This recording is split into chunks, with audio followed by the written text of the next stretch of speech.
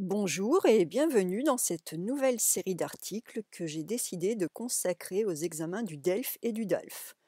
Je vous présente ce premier article et comme son titre l'indique, DELF et DALF, comment bien se préparer à l'examen. Alors avec cette série d'articles, avec cet article-là, j'entame donc ma série et elle est destinée à vous aider à bien comprendre l'importance d'une bonne préparation à cet examen, l'examen du DELF ou l'examen du DALF. Et avec ces articles, ce que je veux faire, c'est vous aider à comprendre pourquoi, dans certains cas, vous avez peut-être échoué à une épreuve, comment vous auriez pu vous préparer efficacement, vers quoi orienter vos efforts, quels sont les points stratégiques à maîtriser, et puis également quels sont les pièges à éviter. Donc c'est tout un programme, et le programme de ce but, c'est tout simplement de vous aider à réussir vos examens de FLE.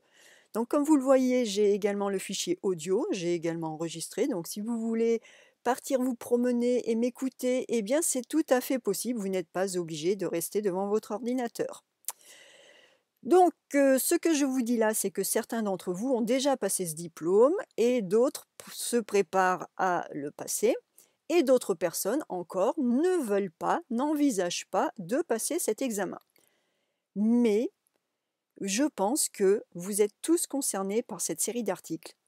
Parce que le DELF et le DALF, c'est un examen qui offre une excellente base de travail pour progresser en français et pour avancer efficacement. Ça vous sert à vous fixer de bons objectifs à atteindre, parce que cet examen demande un travail systématique sur la langue, et ça, c'est très important.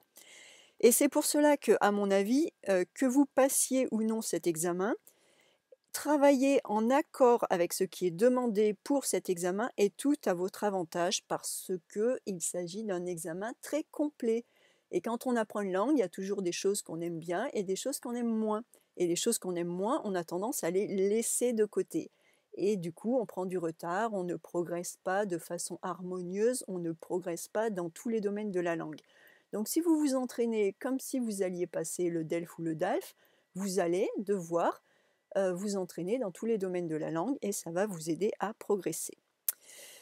DELF et DALF, quel point linguistique travailler? Eh bien justement, comme je viens de le dire, l'intérêt de travailler comme si on se préparait à passer le DELF ou le DALF, c'est qu'il faut tout travailler. Alors bien sûr avec des nuances, hein, ce n'est pas le bagne, vous n'êtes pas obligé d'être excellent dans tout. Mais l'idée, c'est de ne pas complètement abandonner certains domaines, parce que parfois, il est facile d'abandonner des domaines, et puis après, quand on veut reprendre, on a vraiment accumulé beaucoup de lacunes, et il est difficile de combler ces retards. Ces examens du DELF et DALF sont complets, ce sont des examens qui vous testent sur la globalité de vos capacités en langue française. Je vais y revenir un petit peu plus loin mais une langue française qui sort des livres et qui est destinée à être utilisée de façon pratique. Et ça, c'est un point important. Parce que cette vision d'une langue qui est faite pour être réellement, vraiment utilisée dans la vie quotidienne, cette vision a des conséquences sur l'examen du DELF et aussi sur l'examen du DALF, comme nous allons le voir au fil des articles. Et c'est ce que je veux vraiment vous aider à comprendre.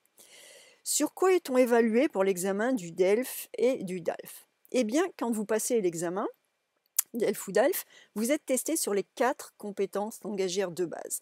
Ces 4 compétences sont la compréhension orale, donc il faut être capable de comprendre un document sonore, une personne qui nous parle, un reportage à la radio, une publicité, et il faut être capable de comprendre cela avec des débits de langue différents, des personnes qui parlent plus ou moins rapidement, des niveaux de langue différents, langage soutenu, langage familier, pourquoi pas argotique. Il faut être capable de comprendre cela avec parfois des accents différents et des fonds sonores différents. Vous pourriez avoir un document à écouter qui se passe dans la rue avec du bruit, une annonce dans une gare avec des bruits de fond. Donc tout cela, c'est à prendre en compte et il faut pouvoir s'entraîner. Mais au final, comme c'est la vision d'une langue pratique, c'est vraiment ce qui est nécessaire parce que apprendre une langue très tranquillement dans les meilleures conditions, c'est bien, mais le jour où vous viendrez en France, soit pour étudier, pour travailler ou pour des vacances, il y aura du bruit dans la rue. Les gens vont parler plus ou moins vite, donc il est tout à fait bénéfique de s'entraîner d'une façon complète. Vous êtes évalué pour le DELF ou le DALF également sur votre compréhension écrite.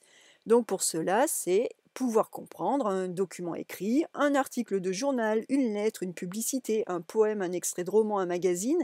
Et là encore, c'est très vaste parce que, par exemple, une lettre, il peut s'agir d'une lettre informelle, d'une lettre à un ami, mais il peut s'agir également d'une lettre officielle. Le magazine ou l'article de journal, cela peut recouvrir des thèmes différents. Cela peut être un magazine de société, un magazine culturel, un magazine politique. Il y a des tas de choses. Avec le poème ou l'extrait de roman, là, vous voyez que l'on peut toucher à, d'une part, une langue littéraire, mais en plus des références littéraires, une certaine connaissance littéraire. Donc, il faut une préparation complète. Vous êtes également évalué sur votre expression orale. Donc pouvoir parler correctement sur un plan linguistique, c'est-à-dire utiliser la conjugaison correcte, faire les accords, mettre les S au bon endroit, en français, n'est-ce pas? Connaître suffisamment de vocabulaire, tout cela.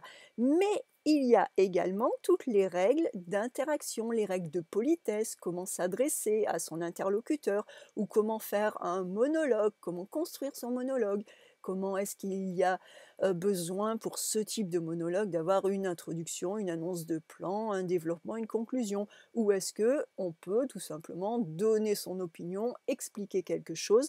Il y a toutes ces choses à prendre en compte et à comprendre. Vous êtes également, enfin, évalué sur votre expression écrite, la capacité à pouvoir écrire un texte. Ce texte peut être une courte présentation de soi-même pour le niveau A1, ou alors une lettre à un ami, une lettre formelle également, et nous allons jusqu'à un écrit argumenté, un résumé ou encore une synthèse au niveau C1 et C2. Il y a donc les compétences linguistiques, mais ces compétences linguistiques sont traversées par d'autres compétences. Ce que je vous explique là, c'est que chacune de ces compétences représente une épreuve de l'examen. Il y a donc l'épreuve de compréhension orale, qui est suivie de l'épreuve de compréhension écrite, puis il y a les épreuves d'expression, expression écrite, et enfin expression orale face au jury. Je vous détaillerai tout cela dans d'autres articles. Mon but en écrivant cette série d'articles, c'est de vous aider à tout savoir sur le DELF et le DALF, vous aider à surtout bien comprendre comment vous préparer efficacement, et plus que tout, je pense que vous allez comprendre quand et comment utiliser des livres et des méthodes pour vous préparer de façon autonome et quand avoir recours à un professeur de FLE pour vous aider à affiner certains points. Parce que ce que je vais essayer de vous expliquer au cours de cette série d'articles, c'est que comme on demande une langue vivante, la langue telle qu'elle serait utilisée et telle qu'elle est utilisée en France, eh bien, travailler avec un livre de grammaire, avec une méthode de français, avec un CD, c'est très bien. Vous pouvez le faire. Vous allez trouver des exercices à faire en ligne ou en papier. Et avec tout cela, vous allez progresser. Et vous allez progresser sur le plan linguistique et vous allez déjà avoir des connaissances culturelles. Mais, et c'est là que par la suite, je vous parle effectivement des bénéfices d'avoir un enseignant, c'est que pour comprendre toutes les subtilités culturelles qui vont être dans le DELF, qui vont être dans le DALF, il y a un moment où les livres et les bécherelles, les grammaires, toutes ces choses-là vont avoir une certaine limite. Ça va avoir une certaine limite parce que ce sont des documents qui sont créés pour un étudiant type. Le stéréotype de l'étudiant niveau B2, le stéréotype de l'étudiant niveau C1. Or, vous n'êtes pas un stéréotype, vous arrivez avec toute votre histoire, toutes vos connaissances, vos compétences, votre parcours, et vous aurez des questions où vous aurez certains points peut-être bloquants qui ne sont pas ceux d'un étudiant type. Et donc, lorsque vous êtes face à un livre de grammaire ou face à un CD, c'est très bien pour l'aspect mécanique purement linguistique. Je vais dire une montagne, d'accord? Et je vais dire des montagnes, montagne, on met un S. Ça, c'est le fonctionnement mécanique linguistique de la langue.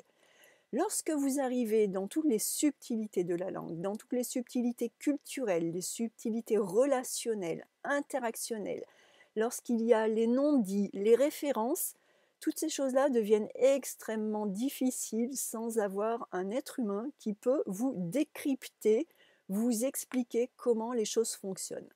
Et donc ce que je vais vous expliquer ici et au cours des différents articles, c'est vraiment apprendre à vous donner des outils pour comprendre quand vous pouvez travailler seul et quand il peut être nécessaire d'avoir un enseignant, un professeur qui vous guide et qui vous aide, parce que l'enseignant va tout de suite comprendre en quelques phrases, en un ou deux échanges, l'enseignant va tout de suite comprendre quel est le point bloquant. L'enseignant va voir où vous n'avez pas compris quelque chose et l'enseignant va vous aider et à dépasser ce point bloquant, à résoudre le problème et à atteindre vos objectifs. Donc, c'est ce que vous allez trouver dans cette série d'articles. Dans cette série d'articles, je vous expliquerai effectivement les points du DELF et du DALF et je vous guiderai sur ce que vous pouvez avec confiance travailler seul en progressant et sur les choses pour lesquelles il vaudrait mieux être guidé et épaulé, aidé par quelqu'un. Donc je vous souhaite une bonne lecture, encore une bonne écoute si vous voulez. Mais n'hésitez pas à réécouter ces enregistrements que je vous fais, à regarder encore ces vidéos parce que ça vous permet vraiment de travailler votre compréhension orale. Je reviens très vite avec d'autres articles sur ce point et en parallèle, je continuerai à vous donner des articles purement linguistiques, purement de compétences culturelles, des compréhensions et plein de choses à travailler pour progresser en français. Et bien sur ce, je vous souhaite une excellente journée et je vous dis à très bientôt.